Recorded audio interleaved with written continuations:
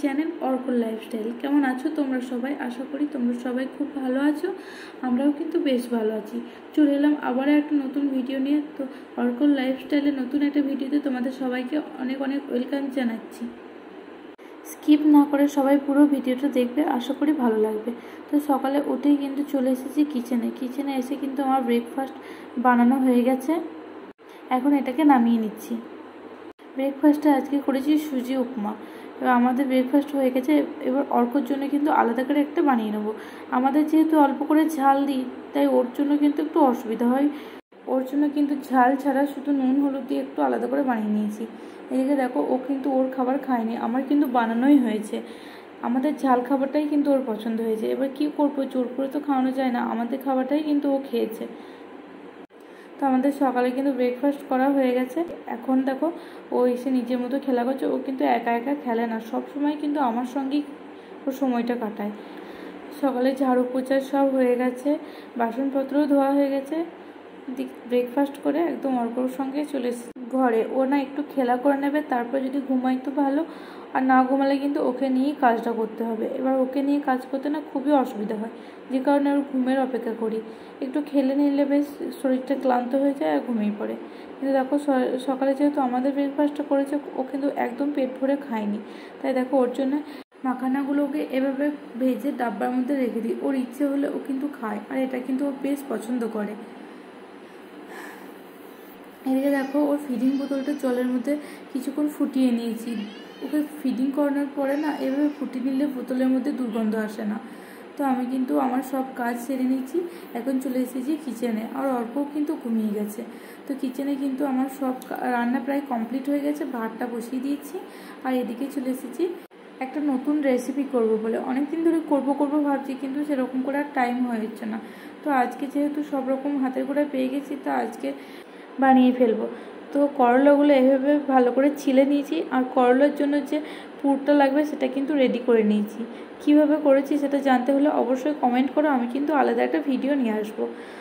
তো করলাগুলোকে তেলে হালকা ফ্রাই করে নামিয়ে নিয়েছি, আর ভেতরে যে পুরগুলো রেডি করেছিলাম সেগুলো ভালোভাবে ভেতরে ভরে নিয়েছি, আর একটা সাদা সুতো দিয়ে ভালো করে জড়িয়ে নিয়েছি সবগুলোকে একসঙ্গে। এবার জড়ানো হয়ে গেছে। এবার কড়াইয়ের মধ্যে একটা গ্রেভি তৈরি করেছিলাম, সেটার মধ্যে কিন্তু সবগুলো দিয়ে দিয়েছি। এবার কিছুক্ষণ জাল দিয়ে নামিয়ে নিয়েছি। আমার কিন্তু রেডি হয়ে গেছে বড়োয়া করলা। আমার রান্না কিন্তু সব কমপ্লিট হয়ে গেছে। তো কী রান্না হয়েছে দেখে নাও। করেছি ভাত, মুসুরির ডাল, এদিকে ডিম ভাজা করেছি, বড়োয়া করলা আর পোস্তর তরকারি। এদিকে রান্না করতে করতে আজকে ঘটে গেছে একটা দুর্ঘটনা। তো অর্কর খিচুড়ি করতে গিয়েই কিন্তু দুর্ঘটনাটা ঘটেছে। ওর খিচুড়ি যেভাবে আমি প্রতিদিন করি সেভাবেই কিন্তু করে সিটিতে বসিয়ে দিয়েছিলাম। এদিকে কী হয়েছে, সিটিতে কোনো প্রবলেম হওয়ার কারণে না সিটিই পড়ছিল না। অনেকক্ষণ ধরে হওয়ার পরে যখন দুটো সিটি পড়ে তখন কিন্তু বন্ধ করে দিই। এবার যখন ওকে খাওয়াতে যায় তখন খুলে দেখি এরকম অবস্থা হয়ে গেছে। তো আবার যে নতুন করে করবো সে টাইমটাও কিন্তু থাকে না, যেহেতু ও আমাদের সঙ্গে খায়, তা ওর খাবারটা কিন্তু আড়াইটা ওরকম টাইমেই খাওয়ায়। এবার খুলে দেখছি এরকম ঘটনা।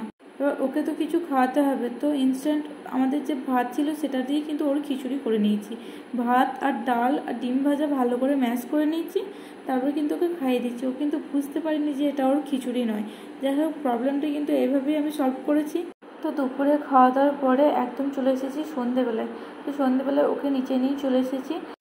যে মন্দিরে ওকে প্রতিদিন নিয়ে যায় সেই মন্দিরে না আজকে অনেক বড় করে পুজোর আয়োজন করেছে, সেখানেই না চলে যাব অর্ককে নিয়ে।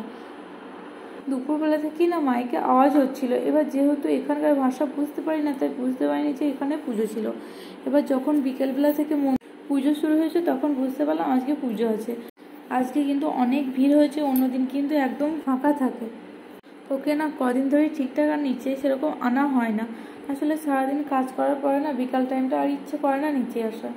এবার ও তো বাচ্চা, ও তো আর এসব বোঝে না, ও সেই নিচে যাওয়ার জন্য বায়না ধরে। তাই আজকে কিন্তু ওকে নিচেই নিয়ে এসেছি। আর এত মানুষ থেকে না ও ভয় পাচ্ছে, নিজে খেলতে চাইছে না, বায়না ধরেছে এখান থেকে চলে যাবে।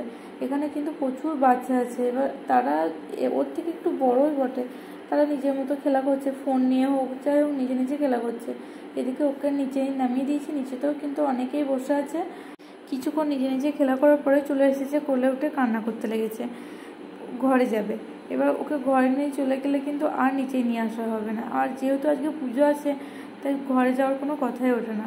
তো ওকে বারবার বলছি সামনে গিয়ে খেলা করতে, ও সে আমার কাছেই ঘুরঘুর করছে, আমার কোলে উঠে অন্য জায়গায় যাবে, এখানে থাকবে না, এখানে প্রচুর মানুষ আছে, ওর ভয় লাগছে। তো ঘরে যাওয়ার জন্য বায়না ধরেছিল, যে কারণে ওকে কিন্তু একটু অন্যদিকে বেড়াতে নিয়ে এসেছি। আর কি হচ্ছে, এখানে না একটা মুদিখানার দোকান আছে, ওকে মাঝে মধ্যে নিয়ে যায় চকলেট চিপস কিনে দেওয়া হয়, আর ও সেই দোকানটা চিনে গেছে, যে কারণে ও হাত ধরে টানতে টানতে সেই দোকানে নিয়ে যায়। এবার ওখানে কিছু একটা কিনে নিয়ে চলে এসেছি। এখন দেখো বেশ কিছুটা খেলা করছে। আর আজকে না এখানেই খাওয়া দাওয়ার ব্যবস্থা আছে, প্রসাদের আয়োজন করা হয়েছে।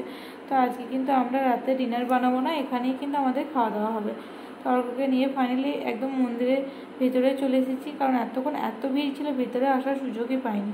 এদিকে দেখো মন্দিরের ভেতরটাকে ঠাকুরটাকে কত সুন্দর ফুল দিয়ে সাজিয়েছে। এখন কিন্তু পুজো হচ্ছে, এখন 7:30 ওরকম বাজে, 8:30 অবধি কিন্তু পুজো হয়েছে, একদম বিকাল থেকে শুরু হয়েছে পুজো।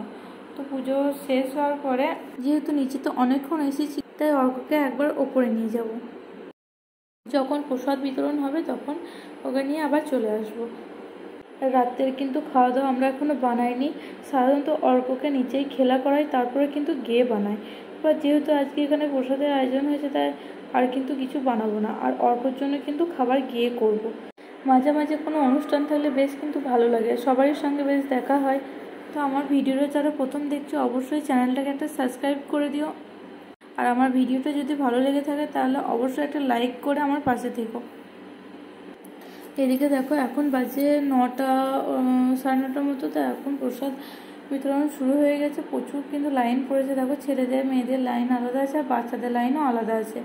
তো আমি একদম অর্ককে নিয়ে খাবার নিয়ে নিয়েছি। ও দেখো আমার সঙ্গে খেতে বসে পড়েছে।